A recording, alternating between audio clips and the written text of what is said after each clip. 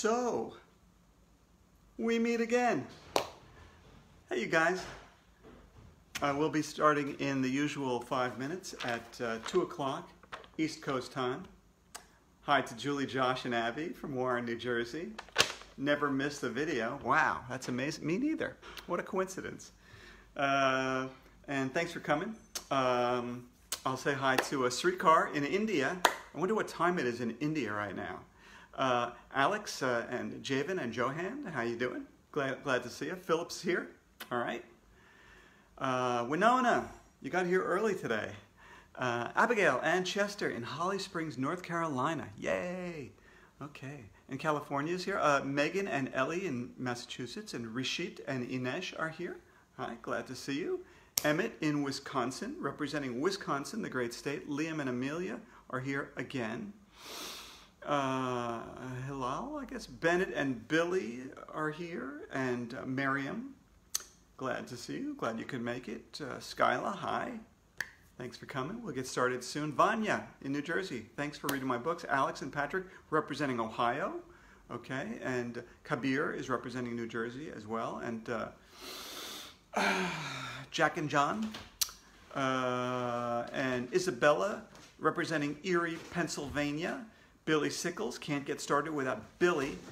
Aiden and Ariana in Pennington, New Jersey. And Arella, I might have messed that one up. Lyra from New Jersey. Cooper and Hudson from St. Louis. And Jesse in Oakland, New Jersey. And Aylin in Mineola. Hi to all of you. We got 100 of us here right now. Abby Rose is here.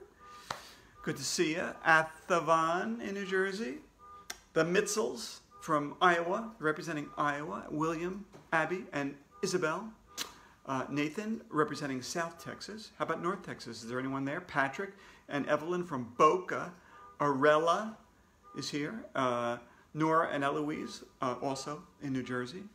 Liliana and Haley in California. Michigan is represented by Bryce. Hi, glad to see you. We'll be starting in about 3.5 minutes. Josephine and Maria, the Markwood crew, representing Florida.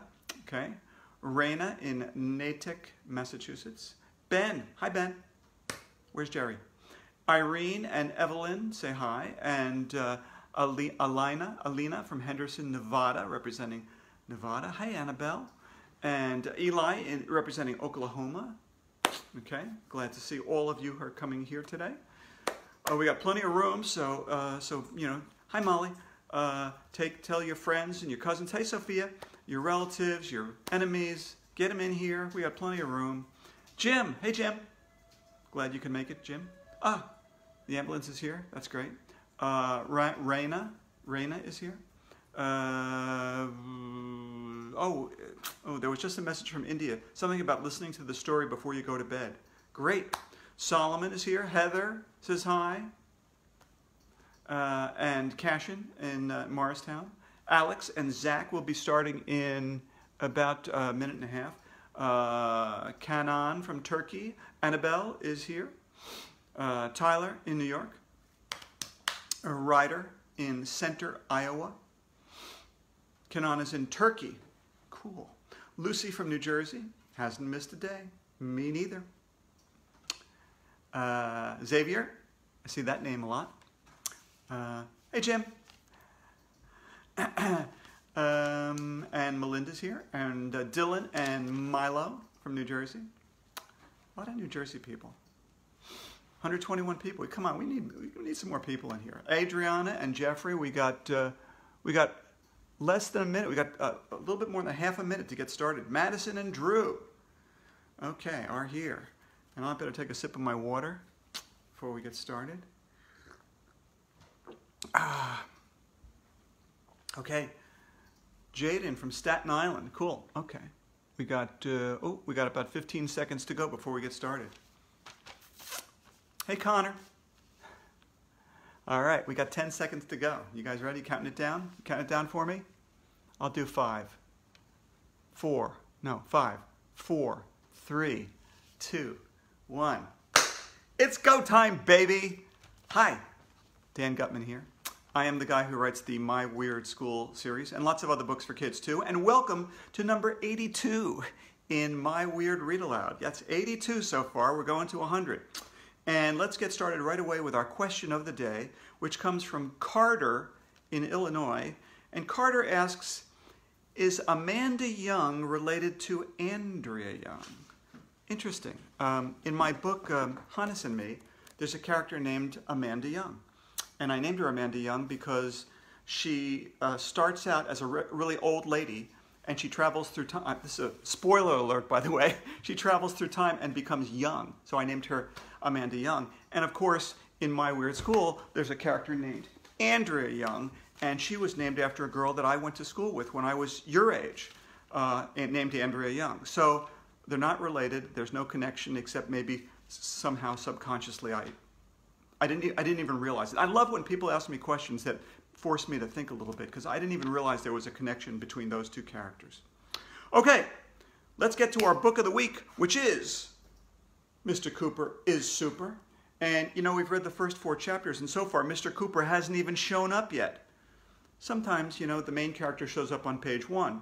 Other times, he or she shows up later. And in this case, Mr. Cooper is the new 3rd grade teacher at elementary school. But before I could introduce him, I had to get rid of the old 3rd grade teacher, Mr. Granite.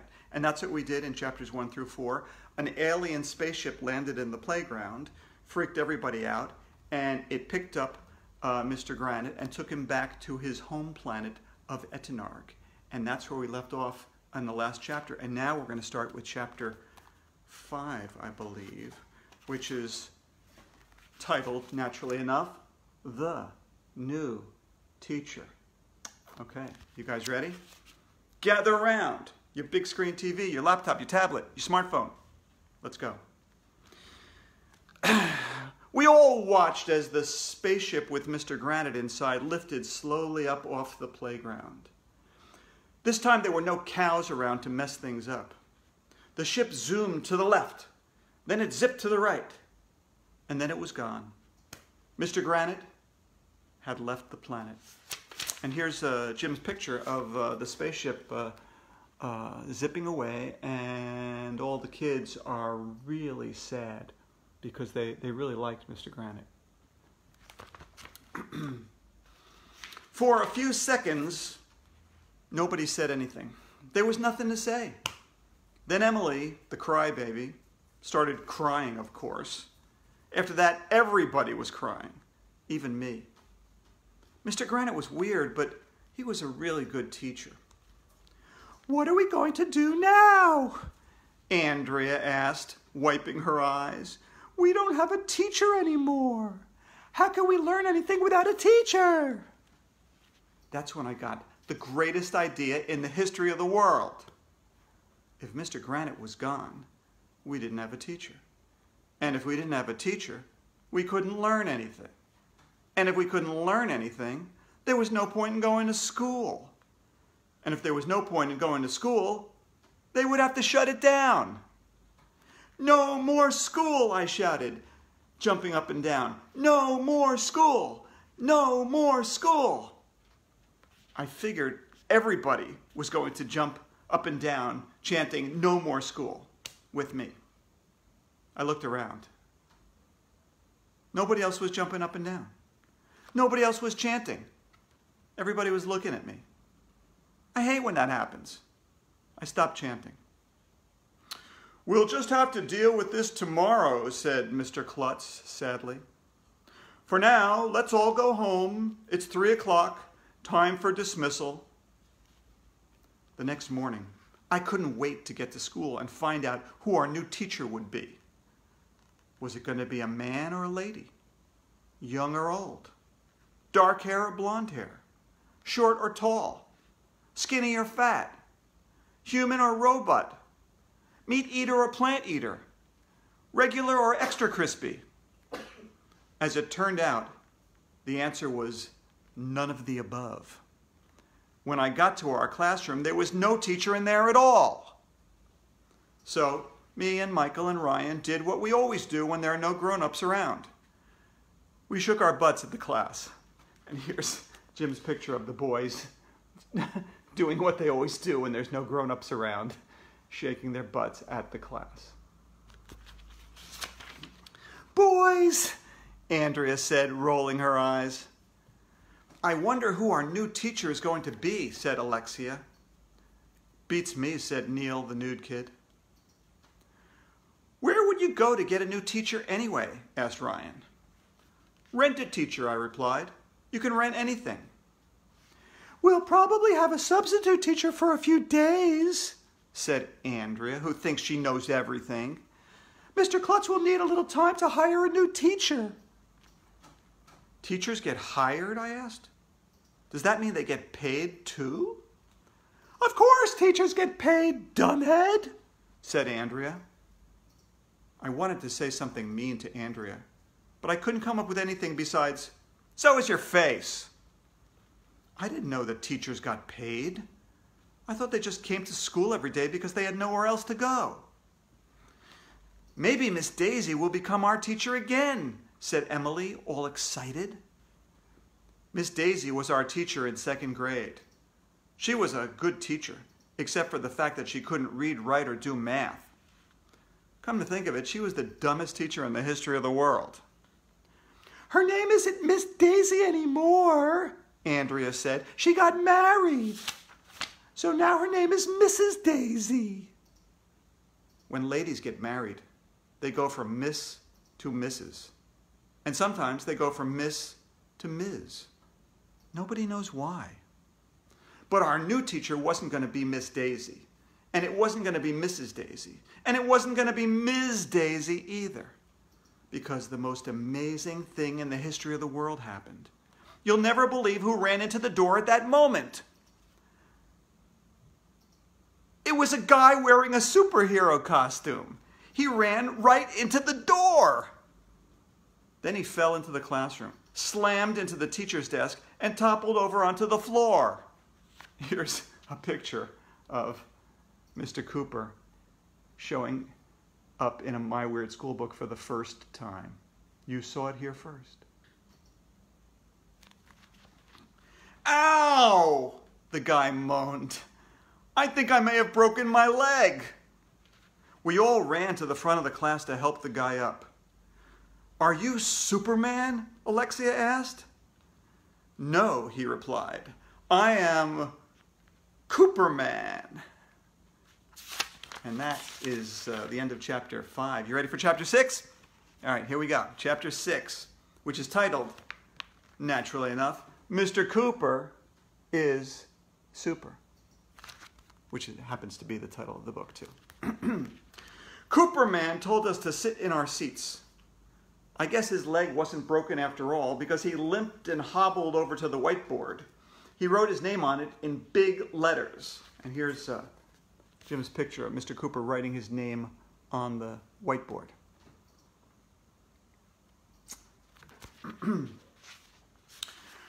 "Are you a real superhero?" asked Ryan.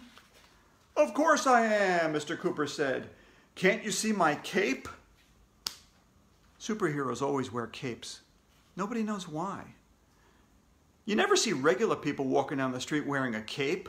What's up with that? Capes are cool. At that point, Mr. Klutz came into the classroom. "Ah, Mr. Cooper, I'm so glad you were able to find your room.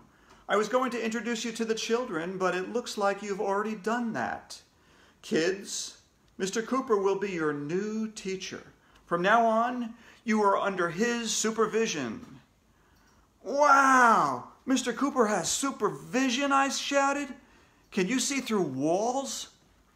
"Of course," Mr. Cooper said, "especially walls that have windows in them." "I have to go to a meeting," Mr. Klutz told Mr. Cooper. "I'll stop back here later to see how you're making out." "Ew, gross!" Everybody started choking and gagging because Mr. Klutz said making out. As soon as Mr. Klutz left, Mr. Cooper picked up a math book from Mr. Granite's desk. Oh no! It looked like he was going to teach us math! I thought that after Mr. Granite was gone, we would never have to learn math again. Bummer in the summer. If a grown-up is about to say something you don't want to hear, you should change the subject as soon as possible. That's the first rule of being a kid. But I didn't know what to say. I didn't know what to do. I had to think fast. Do you have real superpowers? I asked Mr. Cooper. Of course I do, he replied. I wouldn't be much of a superhero if I didn't have superpowers. Can you fly? Asked Andrea. Sure I can fly. Ooh, show us, everybody started shouting. I only fly on Wednesdays, said Mr. Cooper, and today's Thursday. Can you be invisible? Asked Alexia. Of course. Prove it, we all shouted. I already did, said Mr. Cooper. Before I came into the door, you didn't see me, did you? No. That's because I was invisible. He's right, I shouted.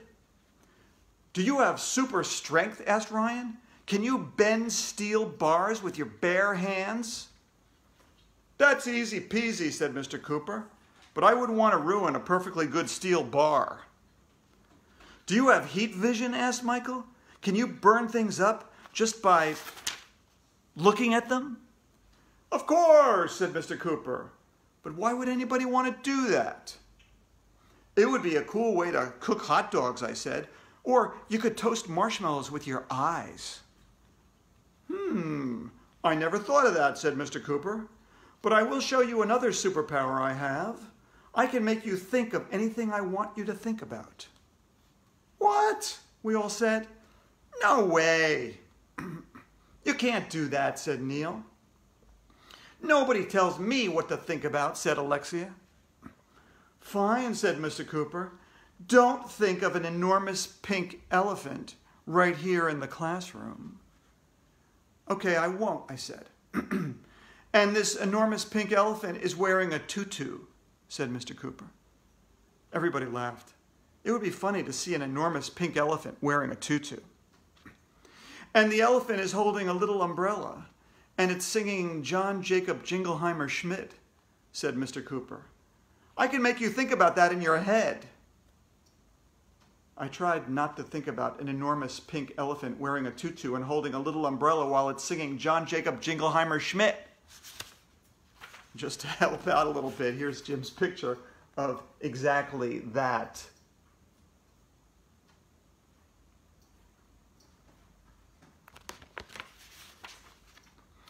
But it was impossible. In fact, all I could think about was an enormous pink elephant wearing a tutu and holding a little umbrella while it's singing John Jacob Jingleheimer Schmidt. I'm thinking about it, said Andrea. I can picture it in my head. Me too, said Emily. I can't help it. The whole class was thinking about an enormous pink elephant wearing a tutu and holding a little umbrella while it's singing John Jacob Jingleheimer Schmidt. He did it, shouted Michael. Mr. Cooper can make people think of anything he wants. It's amazing, said Alexia. See, said Mr. Cooper. I told you I had superpowers. He really is a superhero, said Ryan. Mr. Cooper is super. If you ask me, Mr. Cooper is weird. All right, that's chapter 6. Tomorrow, we're going to start with chapter 7, which is titled Rat Man. But before we go, how about our joke of the day? Okay, you guys ready for the joke of the day? Here it is. It's from Isabella, who lives in Massapequa Park, New York. And Isabella's joke is, what do you get when you cross a snowman and a vampire? What do you get when you cross a snowman and a vampire? You get frostbite. Get it? All right, you can blame that one on Isabella. For the meantime, get off the couch, stop staring at screens. It's time to thank Josh Salzman and Ryan Cunningham for our theme song. You know it. You know how it goes. Let's do it, okay?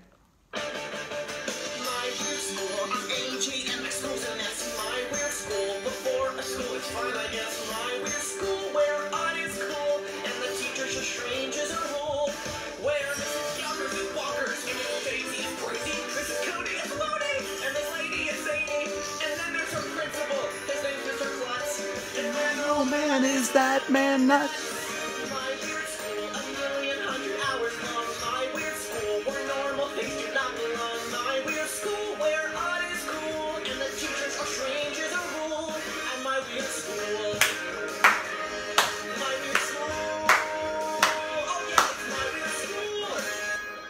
All right, you guys. See you tomorrow. Same time, same place. Till then, wash your hands like crazy and read like crazy too. Okay? Bye.